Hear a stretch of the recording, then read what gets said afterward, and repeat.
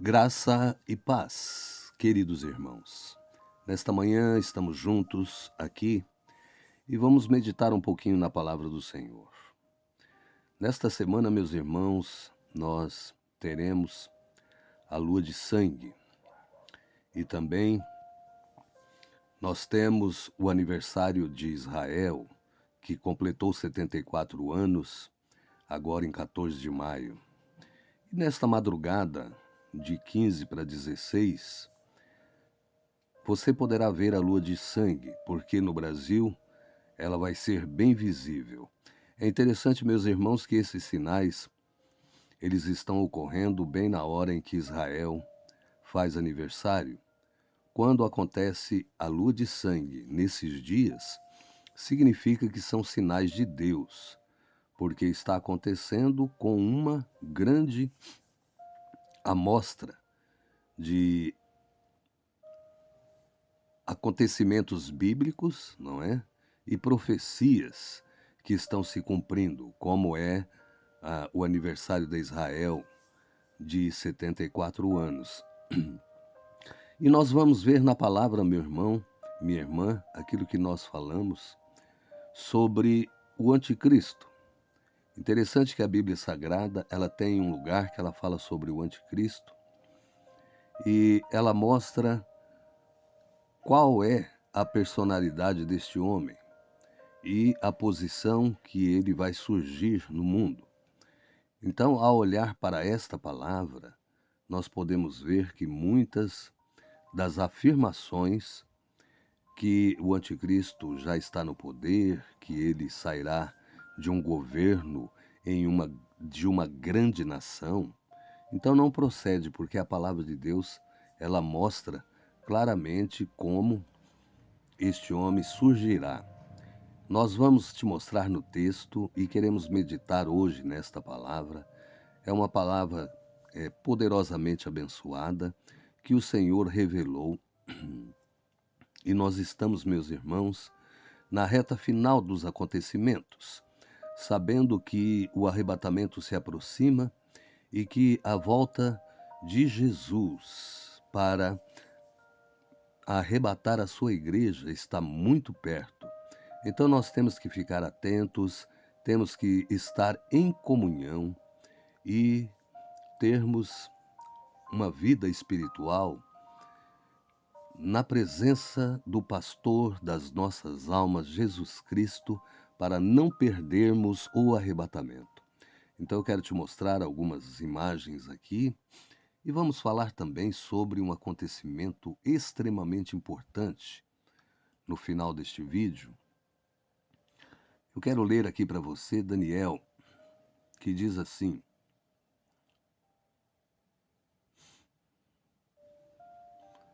este versículo aqui, olha.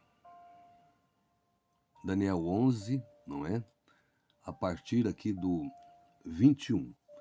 Depois se levantará em seu lugar um homem vil, ao qual não tinham dado a dignidade real.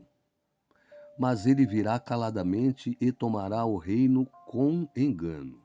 Então, alguns estudiosos associam esta passagem de Daniel 11 com o homem do pecado, certo? Então, se você for observar o que diz esta palavra logo aqui no começo, diz assim: depois se levantará em seu lugar um homem vil, o qual não tinha dado a dignidade real. Então será um homem que não terá uma linhagem real, ou seja, não estará no poder, não estará governando uma nação, mas ele virá caladamente e tomará o reino com engano. E com os braços de uma inundação serão varridos de diante dele e serão quebrantados, como também o príncipe da aliança. E depois do concerto com ele, usará de engano e subirá e se tornará forte, com pouca gente, e virá também caladamente aos lugares mais férteis da província e fará o que nunca fizeram seus pais, nem os pais de seus pais, repartirá entre eles a presa e o despojo e os bens e formará os seus projetos contra as fortalezas mas por certo tempo. E suscitará sua fortaleza e a sua coragem contra o rei do sul, é o Egito, né? Com um grande exército. O rei do sul se envolverá na guerra com um grande e muito poderoso exército, mas não subsistirá, porque maquinarão projetos contra eles. Então eu quero ler para você aqui, ó, um outro versículo que diz assim, ó: e os braços serão colocados sobre ele, o versículo 31, não é? Que profanarão o santuário e a fortaleza, e tirarão o sacrifício contínuo, estabelecendo a abominação desoladora. Então aqui fala do sacrifício contínuo que foi praticado na época de Moisés, do rei Davi, até na época de Jesus, mas parou de ser praticado, e este contínuo sacrifício ele voltará a ser praticado quando o terceiro templo ficar pronto. Mas esse rei aqui ele vai tirar o contínuo sacrifício e vai estabelecer a abominação desoladora, certo? Por que eu estou dizendo isto? Esta abominação desoladora será a imagem do anticristo que será colocada dentro do templo. Então você pode notar, meu irmão, minha irmã, que iniciando aqui o primeiro versículo em que nós lemos, depois se levantará em seu lugar um homem vil, ao qual não tinha dado a dignidade real, mas ele virá caladamente e tomará o reino com engano. Então este homem que irá surgir, ele virá caladamente, ou seja, na surdina, devagar e de repente, ele vai assumir o poder, talvez seja eleito pela ONU, pelos 10 membros, não é? Do Conselho da ONU, que são eleitos todo ano. Um homem representando uma nação para permanecer no poder durante um ano. E a Bíblia fala que este um ano é uma hora. Que durante uma hora, não é? Será feita uma reunião e vão eleger o homem do pecado. Você pode notar que ele não tinha dignidade de rei. Ele não sai de uma linhagem real, o qual não tinham dado a dignidade real. Então ele não foi eleito. Ele será um homem que não será, assim, aparentemente político. Então, meus irmãos, nós temos que meditar muito bem quando nós afirmamos, não é? Que este ou aquele pode ser o anticristo. Nós podemos fazer isto? É lógico que podemos, nós estamos assim fazendo estudos na palavra de Deus, não é? E vendo a personalidade das pessoas, àquela que se aproxima mais do anticristo. Podemos fazer esses estudos e até ter assim uma noção de que aquela pessoa poderá ser o anticristo, mas nós temos que lembrar uma coisa: durante toda a história da humanidade, se levantaram reis no mundo, inclusive Hitler, não é? Se levantou vários outros homens, Mussolini, não é? Alexandre o Grande, que pensavam que eles eram o anticristo, certo? Inclusive, esse texto aqui ele se refere à Grécia repartida.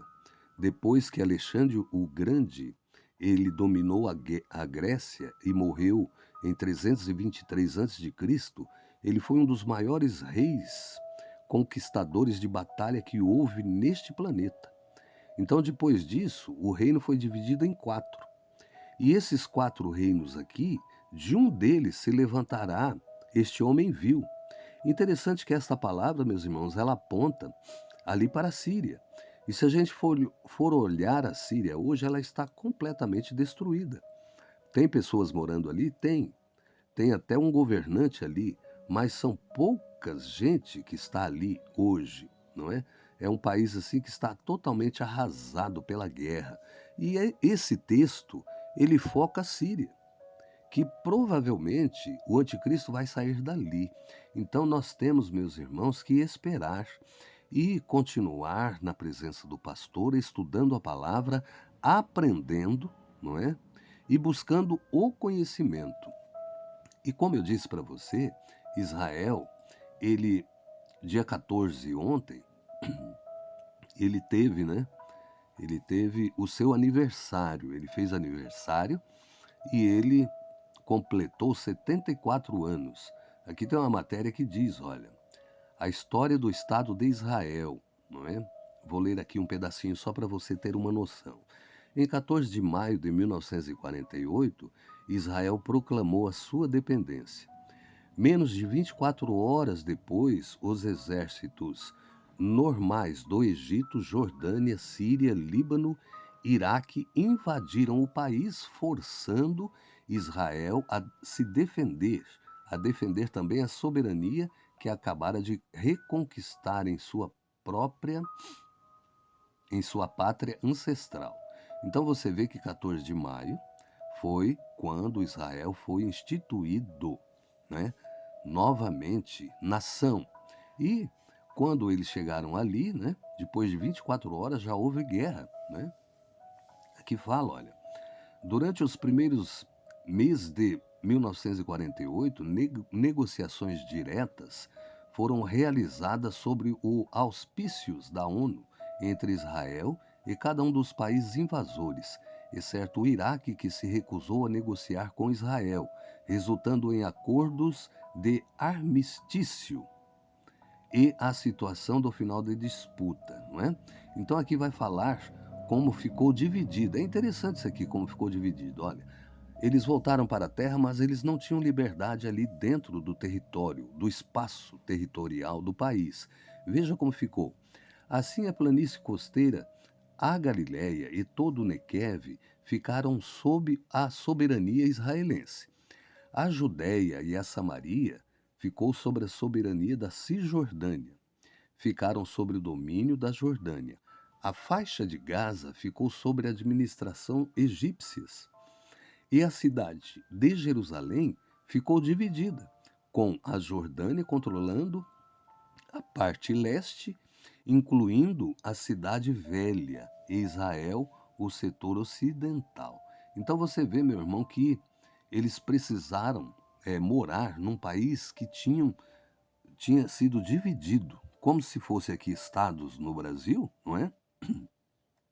Mas cada estado pertencesse a outro país. Então foi muito difícil para Israel viver. Até hoje é difícil. Hoje mesmo eles estão em conflito ali com Palestina. Morreu até uma repórter ali que está dando uma confusão muito grande, não é?